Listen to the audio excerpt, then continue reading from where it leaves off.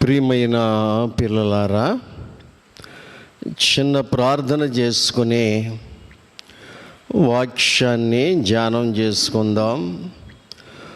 మా పరిశుద్ధుడివైన తండ్రి, మీకు స్తోత్రాలు ప్రభువా. ఈ సమయంలో లైవ్లో నీ వాక్యం ధ్యానిస్తూ ప్రకటిస్తుండగా వీక్షిస్తున్న బిడ్డలను నీ దాసుని బలపరచమని ప్రభు అయిన యేసుక్రీస్తు వారి పేరట అడిగి వేడుకుంటున్నాము తండ్రి, ఆమెన్. ఈ సమయంలో మనము ధ్యానించబోయే వాక్యానికి ఒక హెడ్డింగు గొలియాతు అని హెడ్డింగ్ పెట్టుకుందాం. హెడ్డింగ్ ఏంటంటే గొలియాతు. మొదటి సమూయేలు గ్రంథము 17వ అధ్యాయం మనం చూసినట్లయితే గొలియాతు సౌలు రాజు, ఇశ్రాయేలీలకి మొట్టమొదటి రాజు. ఇశ్రాయేలీలకి మొట్టమొదటి రాజు సౌలు. అంతవరకు మరి ఇశ్రాయేలీలకి రాజు లేనందున ఎవరి ఇష్టానుసారంగా వారు జీవించారని న్యాయాధిపతులు ముగింపులో మనము చదువుతున్నాం. అందుకే ఇశ్రాయేలీలు సమూయేలు ప్రవక్త ద్వారా ఆయన కార్యాలు చేసుకుంటూ వస్తుంటే ఇశ్రాయేలీలు అన్నారు, మాకు లోకములో అందరికీ ఉన్నట్టుగా మాకు రాజు కావాలి అని చెప్పి అన్నారు. ఆ మాటని సమూయేలు ప్రవక్త దేవుని దగ్గరికి వెళ్ళి చెప్తాడు. అప్పుడు సమూయేలు ప్రవక్తతో దేవుడు అంటాడు, నిన్ను త్రోసేయలేదు, నన్నే త్రోసేశారు. అందుకే వారికి ఒక రాజుని నియమించు, నువ్వు బాధపడొద్దని దేవుడు సమూయేలు ప్రవక్తతోటి మాట్లాడతాడు. అప్పుడు గాడిదలు తప్పిపోతే నెతుక్కుంటూ వస్తున్న సౌలుని ఇశ్రాయేలీలకి మొట్టమొదటిగా రాజుగా సమూయేలు ప్రవక్త అభిషేకం చేస్తాడు. ఆ సందర్భం రాజుగా కొనసాగుతున్నప్పుడు ఫిలిష్తీయులకి ఇశ్రాయేలీలకి ఎప్పుడు యుద్ధాలు జరుగుతూ ఉండేవి. ఈసారి అయితే ఒక ప్రాముఖ్యమైనటువంటి విషయం ఏంటంటే, గొలియాతు అనేవాడు 6 మూరల జానడు, చాలా బలమైనటువంటి వాడు. 6 మూరల జానడు. ఇతడు ఇశ్రాయేలీల మీదకి వచ్చి సవాలు ఇసురుతూ ఉంటాడు. మీలో ఎవరైనా వచ్చి నాతో పోరాడండి, మీరు గెలిస్తే, నన్ను ఓడిస్తే మా రాజ్యం మీకు ఇస్తాం, మీరు ఓడిపోతే మీ రాజ్యం మాకు ఇవ్వాలని సవాలు ఇసురుతూ ఉంటాడు. వాడి బాడీ లాంగ్వేజ్ చూసి, వాడి శిరస్థానము, వాడు యుద్ధ డ్రెస్సు, వాడు ఈటే ఇవన్నీ చూసి ఇశ్రాయేలీలు భయపడిపోయారు. ఆఖరికి సౌలు రాజు కూడా వెళ్ళిపోయి మంచం మీద ముసుగెట్టి పడుకుని, బహుమతులు ఇస్తాము, గొలియాతుని చంపితే బహు ఐశ్వర్యవంతుల్ని చేస్తాము, నా కూతురునిచ్చి పెళ్లి చేస్తాను అని సాటింపించాడు. గొలియాతుని ఎవడైనా చంపితే ఇశ్రాయేలీలందరిలో బహు ఐశ్వర్యవంతునిగా చేస్తాము, రెండోది నా కూతురునిచ్చి పెళ్లి చేస్తాను అన్నాడు. అయినా ఎవరు ముందుకు రాలేదు గొలియాతుతో యుద్ధం చేయడానికి, పోరాడడానికి. ఆ పరిస్థితిలో దేవుని హృదయ ఇష్టానుసారుడైనటువంటి మనిషి మనుష్యుడు దావీదు. ఆ దావీదు యెషయా తన అన్నగారులకి ఆహార పదార్థాలని పంపిస్తే అవి తీసుకుని వస్తాడు. ఈ లోపల అన్నగారులు కసురుకుంటారు. సరిగ్గా 39 రోజులు గొలియాతు సవాల్ విసురుతూ ఉంటే దావీదు వాడి సవాల్ను చూసి మరి 17:26లో దావీదు జీవము కలిగిన దేవుని సైన్యములను తిరస్కరించుటకు ఈ సున్నతి లేని ఫిలిష్తీయుడు ఎంతటి వాడు. ఏమండి, దావీదు అంటున్నటువంటి మాట ఏంటంటే, జీవము కలిగిన దేవుని సైన్యమును తిరస్కరించుటకు ఈ సున్నతి లేని ఫిలిష్తీయుడు ఎంతటి వాడు. వానిని చంపి ఇశ్రాయేలుల నుండి ఈ నింద తొలగించిన వానికి బహుమతి ఏమని అడిగాడు. ఏమండి, రోషం కలిగినటువంటి మాట దావీదు మాట్లాడాడు.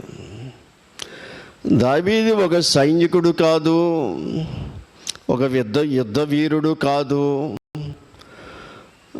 ఒక బలపరాక్రమము కలిగిన బలాఢ్యుడు కాదు. కానీ తన మనస్సులో దేవునిని గురించినటువంటి రోషం ఉంది. దేవుని విషయములో పౌరుషం కలిగిన వాడన్నమాట. ఏమండి, దేవుని విషయంలో పౌరుషం ఉన్న వ్యక్తికి కండబలం అవసరం లేదు, ధనబలం అవసరం లేదు, భుజబలం అవసరం లేదు. కానీ అతను సున్నతి లేని సున్నతి లేని ఫిలిష్తీయుడు వీడు. మనము జీవము కలిగిన దేవుని సైన్యం మనం అని చెప్పి పౌరుషంగా మాట్లాడాడు. పౌరుషం, రోషం కలిగినటువంటి మాట మాట్లాడాడు దేవుని విషయంలో. సంఖ్యాకాండంలో ఏమండి 24వ అధ్యాయంలో రోషము అంటే దేవుని విషయంలో సర్వ సమాజమున కన్నుల ఎదుటను, మోషే కన్నుల ఎదుటను, ఏమండి అప్పటికే తెగులు వచ్చి ప్రజలు చచ్చిపోతుంటే 24,000 మంది దాకా చచ్చిపోయారు. సంఖ్యాకాండము 24:5లో 6వ వచనములో, ఇదిగో మోషే కన్నుల ఎదుటను. అబ్బా, ఏమండి, మరి నాయకుడైనటువంటి మోషే కన్నుల ఎదుటను, ఇశ్రాయేలీల్లో ఒక సర్వ సమాజం యొక్క కన్నుల ఎదుటను. మోషే కన్నుల ఎదుటను ప్రత్యక్ష గుడారము యొక్క ద్వారమునొద్ద ఏడ్చుచుండిన ఇశ్రాయేలీల సర్వ సమాజం యొక్క కన్నుల ఎదుటను, ఇశ్రాయేలీల్లో ఒకడు తన సహోదరుల యొద్దకు ఒక మిద్యాను స్త్రీని తోడుకొని వచ్చాను. అప్పటికే దేవుడు వీళ్ళు చేసినటువంటి శపించబడ్డ కార్యక్రమాలకి సమాజంలో పెద్దలైన వారిని అందరినీ సూర్యునికి ఎదురుకుండగా ఉరిదీసేమని దేవుడు చెప్పాడు. ప్రజలందరూ కూడా ఏడుస్తూ ఉంటే ఏమాత్రం భయం లేనటువంటి మోషే కన్నుల ఎదుటను, ప్రత్యక్ష గుడారము దగ్గర ఏడుస్తున్న ఇశ్రాయేలీల సర్వ సమాజము ఎదుటను, కన్నుల ఎదుటను స్త్రీని తోడుకొని వచ్చాడంటండి. వాడు మిద్యాని స్త్రీని తోడుకొని వచ్చి ఆమెతో పాపం చేస్తున్నాడు. మోషే చూశాడు, ఏడుస్తున్న సర్వ సమాజము చూసింది.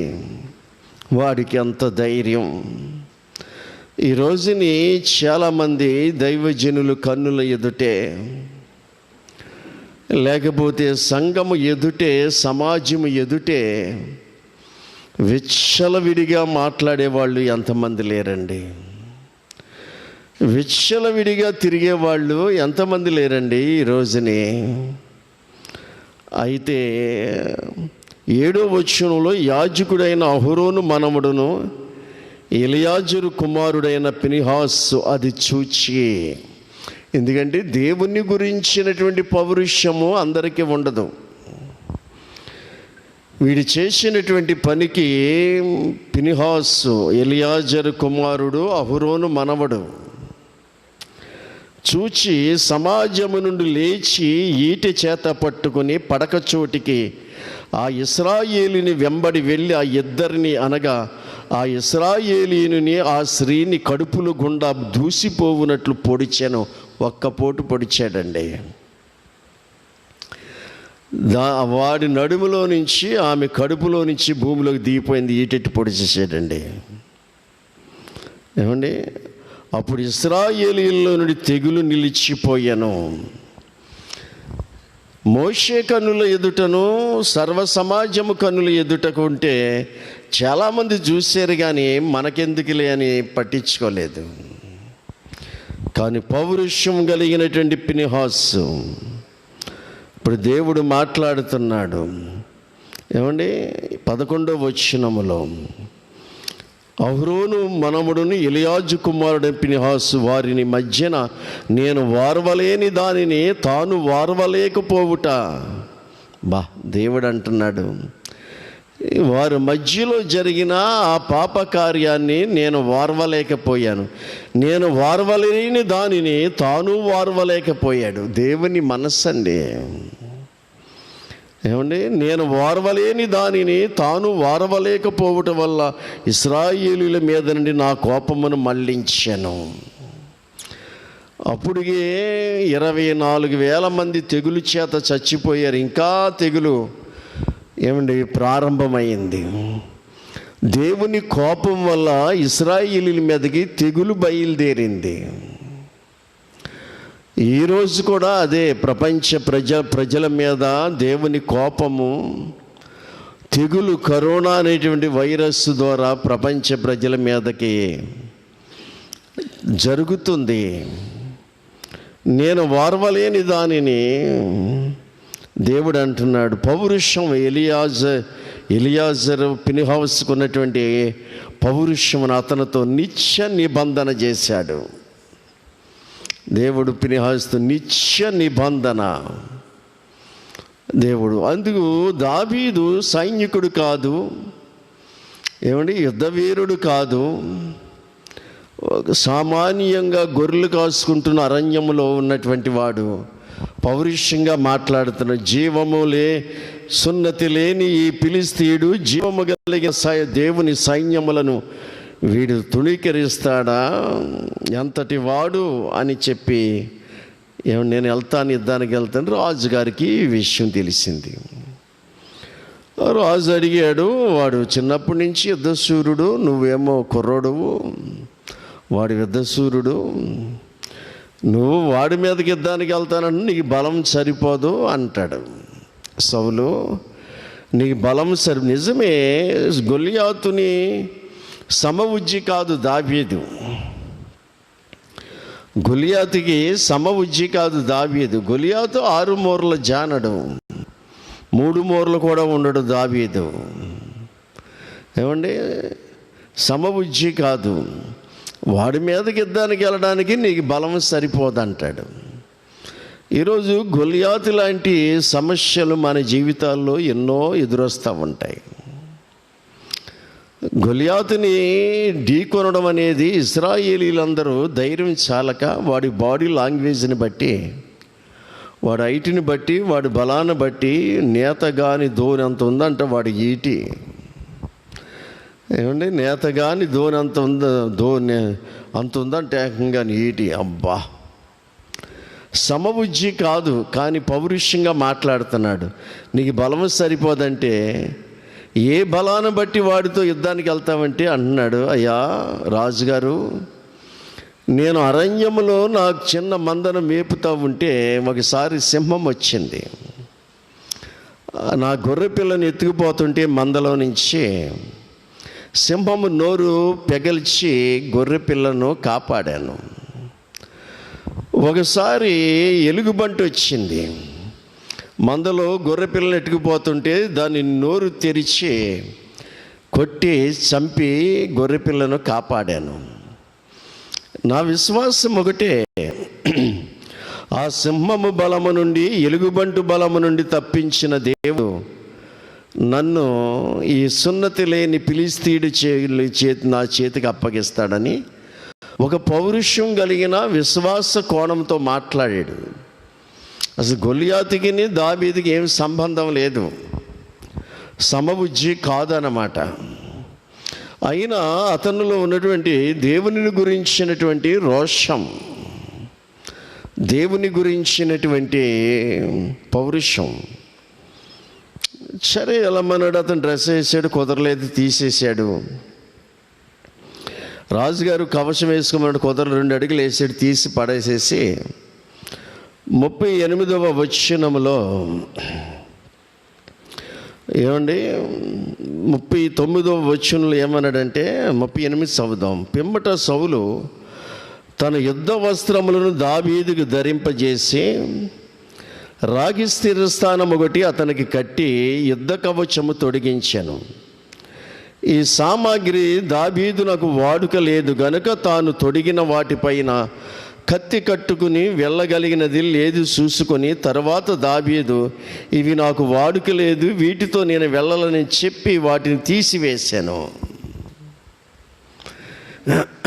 రాజుగారు ఇచ్చిన ఖడ్గము, రాజుగారు ఇచ్చిన డాలు, రాజుగారు ఇచ్చినటువంటి యుద్ధ కవచము, ఇవన్నీ నాకు వాడుక లేదు, వద్దు అని తీసివేశాడు. నిజానికి దైవజనుడు పౌలు గారు అదే అంటాడు, మా యుద్ధోపకరణాలు శరీర సంబంధమైనవి కావు. మాకు యుద్ధం చేసిన కత్తి, కర్ర, డాలు పట్టుకుని తుపాకీతో యుద్ధాలు చేయం. దేవుని ఎదుట దుర్గములను పడదోయ జాల కలిగినటువంటి బలమైనటువంటివి మా యుద్ధోపకరణాలు. సాతాను దేవునికి మాకు మధ్యలో కట్టిన దుర్గాలు ఉన్నాయి చూసావా, ఆ దుర్గాలను సైతం పడదోయ జాల కలిగినటువంటి బలమైనవి మా యుద్ధోపకరణాలు అంటాడు. అందుకనే దావీదు ఇప్పుడు యుద్ధానికి వెళ్ళడానికి ఏం చేశాడో చూద్దాం. గొలియాతు మీదకి తన కర్ర చేత పట్టుకుని ఏటి లోయలో నుండి 5 నున్నని రాళ్లను ఏరుకొని తన యొద్దనున్న చిక్కములో ఉంచుకుని ఒడిచెల చేత పట్టుకుని ఫిలిష్తీయుని చేరువకు పోయెను. ఇక్కడ చూసినట్లయితే దావీదు తన కర్ర చేత పట్టుకుని, ఆ కర్ర చేత్తో పట్టుకున్నాడు. ఈ కర్ర ఏంటంటే, అరణ్యములో తాను గొర్రెలను మేపుతూ అవి గొర్రెలకు మరి కాపర దగ్గర ఉండేటువంటి కొంకు కర్ర, అతను కర్ర చేత్తో పట్టుకున్నాడు. ఇక్కడ మనం చూసినట్లయితే కర్ర అనేది మరి అది చాలా ప్రాముఖ్యమైనటువంటిది. యాకోబు అంటాడు, నేను చేతి కర్రతో మాత్రమే యోర్దాను దాటి తిని ఇప్పుడు 2 గ్రూపులు అయ్యాను అంటాడు. చేతికర్ర, పూర్వదినాల్లో చేతికర్ర మనిషికి చాలా సహాయంగా ఉండేది. ప్రతి వారి చేతిలో కర్ర ఉండేది. ప్రతి వారి చేతిలో ఒక కర్ర, గొడుగు కర్ర లాంటిది, కొంకు కర్ర లాంటిది, రకరకాలైన డిజైన్లతో కర్రలు తయారు చేసుకుని అందంగా చేతితో పట్టుకునేవారు. ఇక రైతులు అయితే రైతు ప్రతి చేతిలో కర్ర ఉండేది. పొలం వెళ్ళి వస్తున్నప్పుడు ఎక్కువ సాధనాలు చేసేవారు. ఆ రోజుల్లో సాధనాలు నేర్చుకునే ప్రతి వాళ్ళు కర్రలు ఉండేవి. దెబ్బలాట్లు వస్తే కర్రే, దొమ్మిలు జరిగితే కర్రే ఉపయోగించేవారు. అన్నిటికీ ఉపయోగకరమైనటువంటిది, మనిషికి తోడుగా ఉన్నటువంటి కర్ర అన్నమాట. అది ప్రార్థనా జీవితానికి సాదృశ్యం. రాత్రి వేళ నా జీవనదాత అయినటువంటి దేవుని ప్రార్థన చేయడం నాకు తోడుగా ఉందంటాడు. కర్ర ప్రార్థనా జీవితానికి సాదృశ్యం. మోషే చేతిలో కర్ర కూడా గొర్రెలు మేపే కర్రే. తర్వాత దేవుడు దాన్ని మార్చి అద్భుతాలు చేశాడు. అందుకు దావీదు గొలియాతు మీదకి వెళ్ళడానికి తీసుకున్నటువంటి యుద్ధోపకరణాలు ఏంటంటే చేతి కర్ర, అరణ్యములో కర్ర ఉంది, ఇక్కడికి యుద్ధ భూమిలోకి వచ్చిన ఆ కర్ర చేత్తోనే పట్టుకున్నాడు. గొర్రెల దగ్గర కర్ర ఉంది, యుద్ధ భూమిలోకి వచ్చిన ఆ కర్రే ఉంది. ఈరోజు మనము దేవుని సంఘములోనే ప్రార్థన చేసేవారుగా కాకుండా మన కుటుంబంలో కూడా ప్రార్థనా జీవితం కలిగినట్టు వారుగా ఉండాలి. సంఘం ఎదుటే ఊరినే చర్చిల్లోనూ ఇలాగా మైకులు పట్టుకుని ప్రార్థన చేయడమే కాకుండా నిజ జీవితంలో కూడా కుటుంబంలోనూ ప్రార్థనాపూర్వకముగా మనం జీవించాలి. రెండోది ఏం చేశాడంటే ఏటి లోయలోని 5 నున్నని రాళ్ళు ఏరుకున్నాడు. ఈ రాళ్ళు ఏటి లోయలోనివి, లోయలో ప్రవహిస్తున్నటువంటి రాళ్ళు ఆ చెలయేరుకి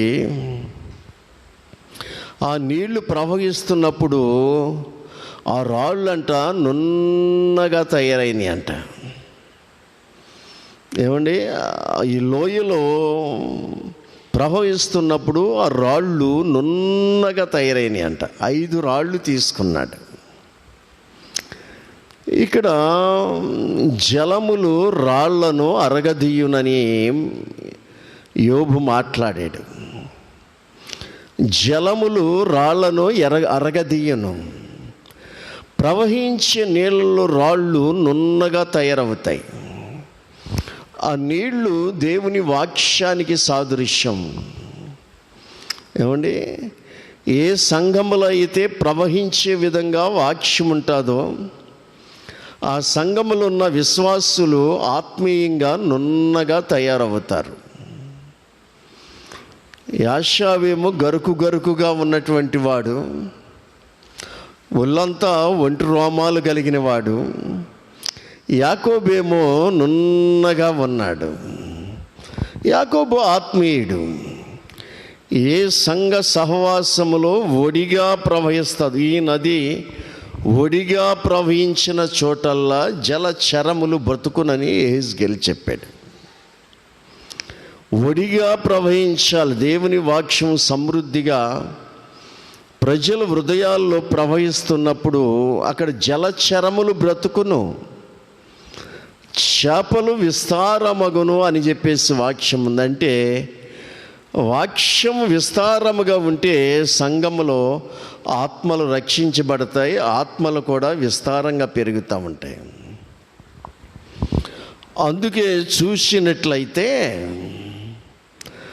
అందుకే మనము చూసినట్లయితే ఏమండి, లోయలో నున్నని రాళ్ళు, ఆ నీళ్ళ ప్రవాహం వల్ల ఆ రాళ్ళు నున్నగా తయారయ్యని. గరుకుగా ఉన్నటువంటి రాళ్ళు ఆ ఫ్లోటింగ్, ఆ నీళ్లు ప్రవాహం వల్ల నున్నగా తయారైన. సంఘములో కూడా అంతే. ఇక్కడ దావీదు 5 నున్నని రాళ్ళను తీసుకున్నాడు. ఈ 5 నున్నని రాళ్ళు యేసుప్రభు వారి పంచగాయములకి సాదృశ్యం. 2 కాళ్ళల్లో 2 గాయాలు, 2 చేతులు 4, ఆయన డొక్కలో పోటు 5. ఈ 5 గాయాలకి సాదృశ్యంగా 5 నున్నని రాళ్లను ఏరుకున్నాడు. తన యొద్ద చిక్కములో ఉంచుకున్నాడు. మూడోది ఏంటంటే చిక్కం. మూడోది చిక్కం అన్నమాట. అది మొలతాడికి కట్టబడి ఉంటుంది చిక్కం. నా చిన్నప్పుడు కూడా మేము పొలాల్లోకి వెళ్ళి కోతలకు వస్తే కట్టెత్తలు కట్టేసేటప్పుడు పరగేరుకుని ఆ పరగ దులుపుకుని అమ్ముకుంటే చిల్లర డబ్బులు వచ్చాయి. 3 పైసలు, 2 పైసలు, 5 పైసలు, 10 పైసలు. అవి జాగ్రత్తగా చిక్కము కొనుక్కొని చిక్కాలు అమ్మేవారు అన్నమాట. ఆ చిక్కం మొలతాడి కట్టుకుని ఆ చిక్కం నీళ్ళలో దాచుకునే వాళ్ళు డబ్బులు. ఆ చిక్కం నిండిపోతే అబ్బో ఎంతో పెద్ద ధనవంతుల కింద ఫీల్ అయ్యేవాళ్ళం. చిక్కం నిండిపోవాలి ఏమైనా సరే. ఆ చిక్కం నింపాలి, కోటీశ్వర్లు అయినట్టే ఆ చిక్కం నిండిపోతే. ఆ చిక్కము ఈ నున్నని రాళ్ళు ఏమండి, జలములకు కరిగిన నున్నని రాళ్ళు యేసయ్య గాయములు.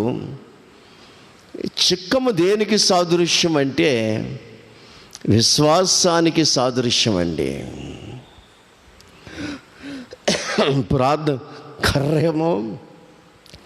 కర్రేమో ప్రార్థనకి సాదృశ్యం,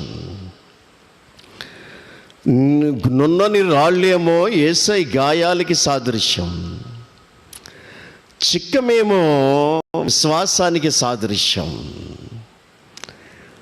ఆ నున్నని రాళ్ళు యేసయ్య గాయానికి విలువైనటువంటి ప్రభువారు పొందిన గాయములే మనకు దైవిక స్వస్థత అయింది. ఆయన పొందిన గాయములే మన పాపాలకి, శాపానికి, రోగానికి ఏమండి స్వస్థత అయి ఉంది. ఆయన గాయములు విలువైన గాయాలు, ఆ నున్నని ఆ విలువైన గాయాల్ని విశ్వాసము ద్వారా మనం స్వస్థత రక్షణ పొందాం. చిక్కములో ఉంచుకునే చిక్కం విశ్వాసం. దావీదుకి వాడు ఎంతటి వాడైనా సరే నా దేవుడు ముందు వాడు ఎందుకు పనిచేయడు అనేటువంటి ఒక అసంచలమైన విశ్వాసం దావీదు చిక్కానికి చూపిస్తుంది. ఈ రోజును కూడా మన జీవితాల్లో విశ్వాసం లేకుండా దేవునికి ఇష్టడై ఉండడం అసాధ్యం. ఏమండి, విశ్వాసం ఉండాలి. అమెరికాలో నయాగారు జలపాతంలో ఒక సందర్భంలో ఒక అతను ఈ పక్క నుంచి కొండకి తాడు కట్టి ఆ పక్కకి తాడు కట్టి నేను నయాగారు జలపాతం మీద నడుస్తాను తాడు మీద అన్నాడు. చాలా ఎత్తయింది. ఆ పబ్లిసిటీ అమెరికా అంతా చాలామంది వచ్చారు. చాలా విచిత్రం, జారేడంటే ఎందుకు కనపడ్డావు. ఈ శివరో తాడు కట్టి ఆ శివరో తాడు కట్టి జలపాతానికి మధ్యలో ఒక గెడ తీసుకుని బ్యాలెన్స్తో నడుచుకుంటా ఆ పక్కకు వచ్చాడు. అందరూ చప్పట్లు కొట్టారు. మళ్ళీ ఈ పక్కకి నయాగారి జలపాతం మీద తాడు మీద నడుచుకుంటా ఈ పక్క వచ్చాడు. అందరూ చప్పట్లు కొట్టారు. గొప్ప సంగతి.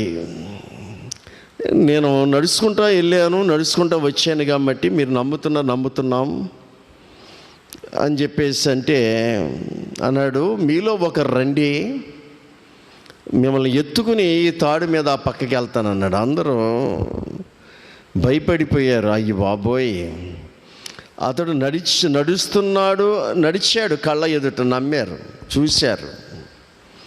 ఈ పక్క నుంచి వెళ్ళాడు, ఆ పక్క నుంచి వచ్చాడు. కానీ మీలో ఒక మనిషి అతడు నడిచాడని నమ్మకం ఉంది. జైలు కొట్టారు, చప్పిట్లు కొట్టారు. మీలో ఒకరు రండి, నేను భుజం మీద వేసుకుని అవతల నడుస్తానంటే ఒక్కరెళ్ళలేదు. ఏమండి, ఓ చిన్న పిల్లవాడు వచ్చి నేను వస్తాను అన్నాడు. ధైర్యంగా కుర్రోడిని భుజం మీద వేసుకుని ఆ పక్క వెళ్ళి ఈ పక్క వచ్చేసాడు. ఏంటి అంటే ఆ చిన్న పిల్లవాడు ఎవరంటే ఆ నయాగారి జలపాతం నడుస్తున్న వాని కొడుకు అన్నమాట.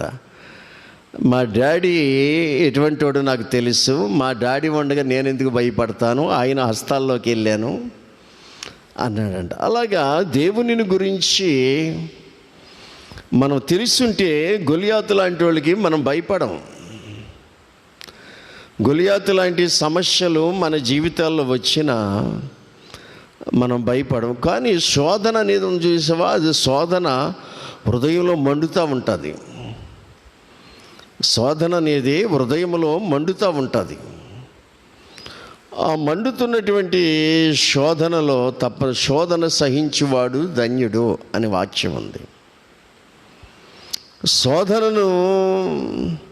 శోధనలో నిలబడితేనంట ప్రభు జీవకిరీటం ఇస్తాడంట. అందుకు శోధనను సహించుకుంటే మంచిది. చిక్కం అనేది మరి విశ్వాసానికి సాదృశ్యం. రైట్, విశ్వాసం ఉంటే మనం జయించగలుగుతాం. ఏమండి, నాలుగోది ఒడిశల చేత పట్టుకున్నాడు. ఓ చేత్తో ఒడిశల చేత పట్టుకున్నాడు. ఒడిశలు అనేది పూర్వకాలంలో దాని మధ్యలో రాయి పెట్టి గిరగిరగిర తిప్పి ఎంత దూరం ఉన్నా చూటిగా కొట్టగలిగేవారు. ఎడమ చేతి వాటం కలిగిన వాళ్ళు, ఒడిశలతో విసిరేవాళ్ళు బెన్యామీనీయుల్లో చాలామంది ఉండేవారు. దావీదుకి ఒడిశల అది గిర్ర తిప్పి విడిచిపెడతా, అది చురుకు. దానికి ఒడిశల దేనికి సాదృశ్యం అంటే పరిశుద్ధాత్మునికి సాదృశ్యం. ఒడిశల పరిశుద్ధాత్మునికి సాదృశ్యం. ఏమండి, పరిశుద్ధాత్ముడు ఎంత సురుకుగా మనల్ని ఎంత బలంగా వాడుకుంటాడో, పరిశుద్ధాత్ముడు మనలో ఉంటే ఒడిశల ఎంత స్పీడ్గా అయితే వెళ్తుందో, పరిశుద్ధాత్ముడు మనలో ఉంటే అంతగా మనల్ని ఆయన నడిపిస్తాడు. అందుకే 5 విషయాలు గొలియాతు మీదకి వెళ్ళడానికి దావీదు కర్ర, ప్రార్థనా జీవితం. రెండవది నున్నని రాళ్ళు, యేసయ్య గాయాలకి సాదృశ్యం. మూడవది చిక్కము, విశ్వాసానికి సాదృశ్యం. నాలుగవది ఒడిశల, పరిశుద్ధాత్మకి సాదృశ్యం. ఇవి తీసుకుని మొలకట్టుకుని రాళ్ళు చిక్కలో పెట్టుకుని, ఏమండి, వరిసెలు తీసుకుని గొలియాతు మీదకి దానికి వెళ్ళాడు. ఏమండి, గొలియాతు అంటున్నాడు, ఎరా నా మీద కర్ర తీసుకుని వస్తున్నావు, నేనేమో కుక్కను అనుకున్నావా అన్నాడు. కర్ర తీసుకుని వస్తున్నావు, నేనేమన్నా కుక్కను అనుకున్నావా అన్నాడు. ఏమండి, ఇక్కడ మనం చూసినట్లయితే దావీదు అన్నాడు, విశ్వాసంతో మాట్లాడు, నువ్వు ఖడ్గము, ఈటె, కత్తి, డాలు ఇవన్నీ ఆయుధాలు ధరించి వస్తున్నావు, నేను యెహోవా పేరట నీ మీదకి ఎద్దానికి వస్తున్నాను అన్నాడు. నువ్వు మారణాయుధాలు ధరించి వస్తున్నావు, నేను యెహోవా పేరట యుద్ధానికి వస్తున్నానని చెప్పి పరిగెత్తాడు, వెనక్కి పరిగెత్తాడు. ఏమండి, వెనక్కి ఎందుకు పరిగెత్తాడంటే, ఒడిశల్లో రాయి నున్నని చిక్కములో ఉన్న నున్నని రాయి తీసి ఒడిశల్లో పెట్టి, అది డిస్టెన్స్ కావాలి కాబట్టి, దూరంగా ఉండాలి కాబట్టి ఒడిశల గిరగిర తిప్పి వాడికి సూటి రావాలంటే కాస్తంత దూరం ఉండాలి, దగ్గరగా కాకుండా. గొలియాతు దగ్గరికి వెళ్లకుండా దావీదు వెనక్కి దూరంగా పరిగెడితే వాడు పారిపోతున్నాడేమనుకుని ఇలాగా తీసి చూశాడనమాట. శిరస్థానంలో ఉన్న వాడికి ఒకే ఒక గ్యాప్ ఇక్కడ నుదుటి కాడనమాట తీసి చూశాడు. వాడు ఎప్పుడైతే ఇలా తీసి చూశాడో, ఏమంటే దావీదు ఒడిశల గిరగిర తిప్పి యెహోవా యుద్ధము యెహోవాదని వదిలేశాడండి. సరిగ్గా వాడు ఎక్కడైతే గ్యాప్ ఉందో వాడు నుదుట బుల్లెట్ వెళ్ళి వాడు బుర్రలో దిగినట్టుగా రాయి దిగిపోయింది, బొక్కబార్ల పడిపోయాడండి. బొక్కబార్ల పడిపోయాడు, ఎలకెత్తలుగా పడలేదు. ఏమండి, ఇప్పుడు సహజంగా వాడికి తగిలింది నుదుటి మీద తగిలింది, వాడు ఎలకెత్తలుగా పడాలి. గొలియాతు ఇక్కడ తగిలింది కాబట్టి ఎలకెత్తలుగా పడాలి, కానీ వాడు కొట్టింది దావీదు కాదు, దేవుడు కొట్టాడు. అందుకే వాడు బొక్కబోర్ల పడ్డాడు, దేవుని పాదాల మీద పడ్డాడు అనమాట. అది వాడు బొక్కబోర్ల పడడానికి కారణం ఏంటంటే, కొట్టింది దేవుడు. దావీదు కొడితేనేమో ఎలకెత్తలుగా పడ్ను, కొట్టిందేమో దేవుడు. అందుకని బొక్కబోర్లా పడిపోయాడు అనమాట. దావీదు వాడి కత్తి తీసుకుని వాడి శిరస్సు తెగేసి చేత్తో పట్టుకుని వచ్చాడు. అందుకని సాతాను శిరస్సును యేసు ప్రభు వారు సిలువలో ఎలా సెదగొట్టాడో, గొలియాతు శిరస్సును కూడా దావీదు ద్వారా దేవుడు చెదగొట్టాడు. అందుకని దైవజనుడు పౌలు గారు అంటాడు, శీఘ్రముగా సాతానుని మన పాదముల కింద సిదగదొక్కించును గాక అంటాడు. ఘట సర్పము అది ఎంత రెచ్చినా, ఏమండి, ఘట సర్పం ఏదేని తోటలో ఆది సర్పం, ప్రకటన గ్రంథంలో ఘట సర్పం దానికి ఖడ్గము దింపగలిగిన వాడు మన దేవుడు కాబట్టి అందుకనే మనకి కూడా దేవుడు జయమిస్తాడు. దావీదుకున్న 5 లక్షణాలు: కర్ర ప్రార్థన, ఏమండి, నున్నని రాళ్ళు, యేసయ్య గాయాలు, ఏమండి, చిక్కము, విశ్వాసము, ఇదిగో ఒరిషల 4 పరిశుద్ధాత్మ సాదృశ్యం. ఈ 4 ఆత్మీయ అనుభవాల్లో దావీదు గొలియాతుని జయించగలిగాడు. మనము కూడా ఈ లోకంలో ఎన్నో శోధనలు వస్తాయి. వీటిని మనము ధరించి యుద్ధం చేసి జయం పొందుదాం. చిన్న ప్రార్థన. పరిశుద్ధుడివైన తండ్రి, ఈ సమయంలో నాయన గొలియాతు అనే ఎడ్డిని పెట్టుకుని కొన్ని విషయాలు నీ వాక్యాన్ని మాకు బయలుపరిచారు. ఇలా ఈ ద్వారా విన్న బిడ్డలను బలపరచమని ప్రభువైన యేసుక్రీస్తు వారి పేరట అడిగి వేడుకుంటున్నాము తండ్రి. ఆమేన్.